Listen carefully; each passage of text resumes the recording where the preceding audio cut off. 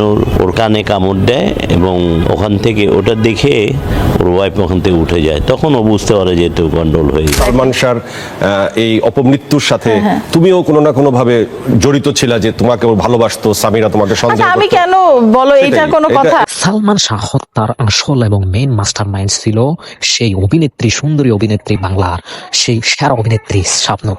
হ্যাঁ সুপ্রিয় দর্শক, আপনি ঠিকই শুনেছেন, আপনি এটা শুনে হয়তো অবাক হতে পারেন, কিন্তু চূড়ান্ত বাস্তবতা এটাই বলে। চিত্রনায়ক সালমান শাহ হত্যা মামলার আসামিদের দেশ ছেড়ে পালানো ঠেকাতে ইমিগ্রেশনে চিঠি দিয়েছে পুলিশ। রমনা থানার ভারপ্রাপ্ত কর্মকর্তা গোলাম ফারুক জানান, ইমিগ্রেশনের জবাব পেলে জানা যাবে কতজন দেশে আছেন। আর বিদেশে কারা কোন দেশে অবস্থান করছেন এটিও তখন আর অজানা থাকবে না। আর যেসব আসামি দেশে, শীঘ্রই তাদের গ্রেপ্তারও করা হবে। ন্যায় বিচারের আশায় ফের বুক বেঁধেছেন সালমান শাহর মা নীলা চৌধুরী।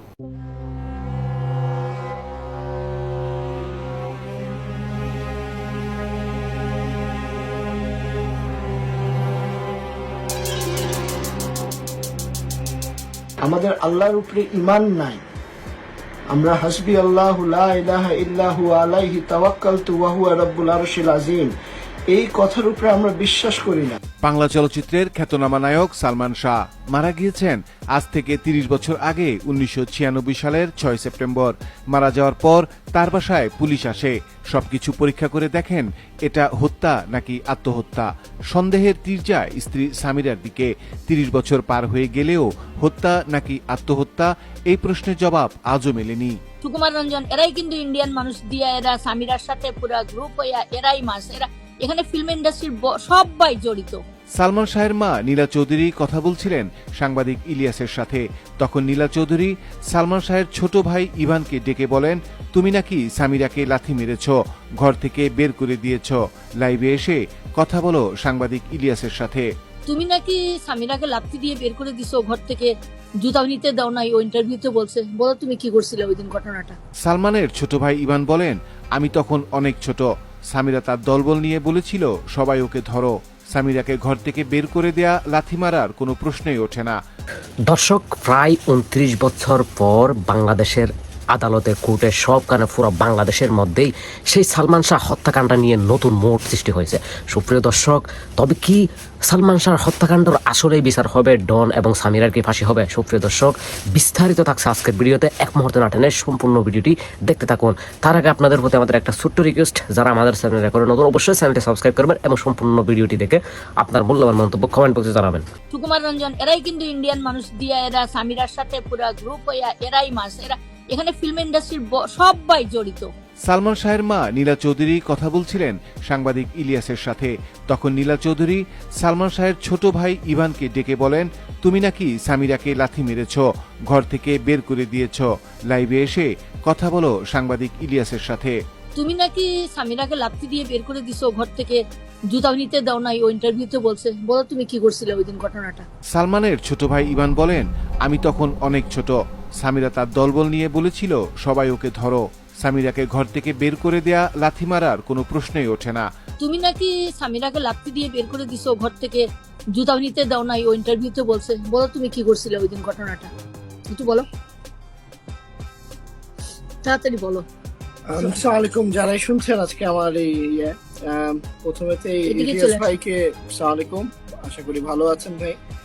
আসলে সামিরা যে কথাটা বলেছে আমি তার সাথে একমত এক জায়গায়, যে একজন আল্লাহ আছেন, উনি সবকিছু দেখছেন। আমরা আল্লাহকে ভয় পাই এবং আমি যতটুকুই আমি ইসলাম এবং হাদিস সম্বন্ধে জানি, যারা মিথ্যা কথা বলেন তাদের জন্য অনেক কঠিন শাস্তি একটা আছে। তো আমি তাকে টান দিয়ে সে যেটা বললো যে ঘর থেকে বের করে দিছি বা স্যান্ডেলও তার পায়ে ছিল না, তাকে ইয়ে করে দিছি। আমি আসলেও সামিরাকে কিন্তু আমার মাকে যেরকম ভালোবাসি, তো সামিরাকেও সেরকমই আমি পছন্দ এবং ভালোবাসতাম, মায়ের মতনই আমি শ্রেয় করতাম।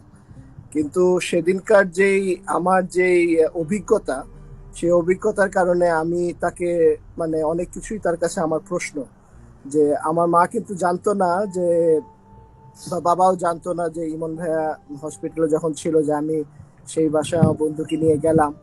তারা সামিরা আমার রুমে এসে আমি খালি সামিরাকে জিজ্ঞেস করলাম যে ভাবি কি হয়েছে আমাকে একটু বলো।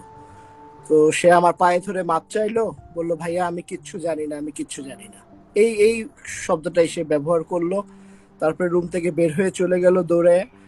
তারপরে তো আমি ঘর থেকে বের হয়ে দেখি পুরো বাসাটা খালি। আমার বন্ধুকে বললাম চলো আমরা যাই, এখান থেকে তালা মেরে নেমে যাই। আমার সামিরার কাছে একটাই প্রশ্ন, যখন আমি লিফটে নামতেছিলাম, লিফট মনে হয় 8 তলায় আসার পরে লিফটটা হঠাৎ থেমে গেল। তো আমি দেখলাম সামিরা আরো 4-5 জন লোক তার সাথে, আর বলতেছে এই তো ওরা ধরো। আমার প্রশ্ন সামিরাকে, আমি জানি না আখেরাতকে তুমি কতটুক ভয় পাও বা কবরকে তুমি কতটুক, মৃত্যুকে কতটুক ভয় পাও। আমি অসম্ভব ভয় পাই।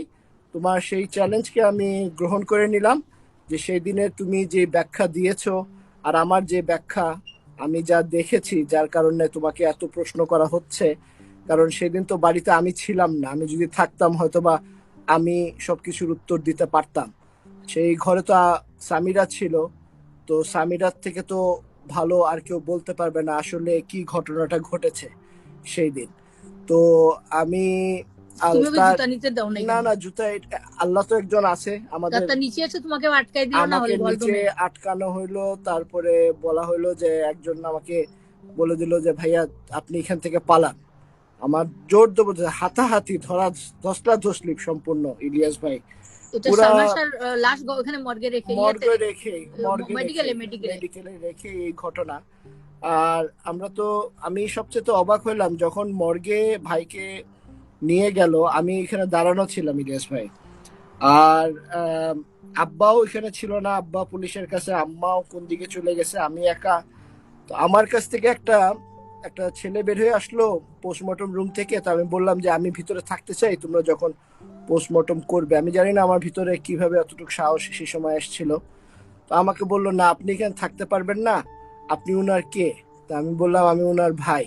তো বললো আপনি কাগজের মধ্যে আপনার নাম এবং আপনার ঠিকানাটা লিখে দেন। তো আমি একটা কাগজের উপরে আমার নাম এবং আমার ঠিকানাটা লিখে দিলাম।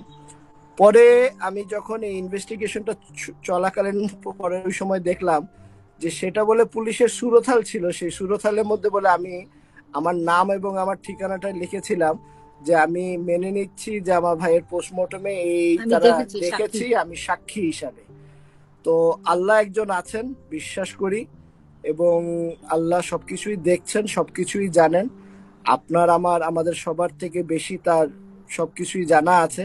হাসর একদিন হবে, এটা আমরা বিশ্বাস করি, এবং কারো চুল পরিমাণ কিছু কারো কাছে কেউ লুকায় রাখতে পারবে না, সেটাও আমি বিশ্বাস করি। তো সেই উসিলায় আজকে এই 6 সেপ্টেম্বর আমাদের কাছে, 6 সেপ্টেম্বর যখনই আসে তখনই ওই স্মৃতিগুলা এত মানে দৃশ্যমান হয়ে উঠে সামনে। আমার ভাইটাকে আমার ভাই তো অসম্ভব, আমি ওকে অসম্ভব ভালোবাসতাম, এখনো বাসি। প্রতিদিনই আমি তার কথা চিন্তা করি, আজকে সকালেও তার জন্য দোয়া করেছি। তো আমার ভাইকে যখন আমি গোসল করাইলাম, আমার এই স্মৃতিগুলা, এই 6 সেপ্টেম্বরের স্মৃতিগুলা আমার 6 জন্য সেপ্টেম্বর তো প্রতিদিনই হয় আমার ঘরে। জন্য ভোলাটা খুব কষ্টকর হয়ে দাঁড়ায়। তো আমি সবাইকেই বলবো যে আপনারা যারাই যেখানে আছেন, যারাই ইয়ে করছেন, সবাই শুধু একটা কথাই আল্লাহর কাছে বলেন যে আল্লাহ যেন এটার বিচার করে। আমাদের হাতে হয়তোবা সেই ধন বা কোনো পাওয়ার কিছুই হয়তোবা আল্লাহ নাই, তো সেটা তো আমরা খুশি, আল্লাহ যেটা ভালো মনে করেছেন আমাদের জন্য সেটাই হয়েছে। আমার ভাই একটা অনেক ভালো জায়গায় আছে, সেটা আমার বিশ্বাস। এই দুনিয়ার এই আজাবের থেকে অনেক ভালো একটা জায়গায় আছে। সামিরার এগুলা কর্মকাণ্ড আজকে যা করছে, এটা হবে সেটা আমি আগে জানতাম। যদি আমার ভাই দেখতো বা সামনে উপস্থিত থাকতো, তার জন্য যে কত বড় এটা টর্চার হতো, তার থেকে আমার ভাই মুক্ত হয়ে গেছে।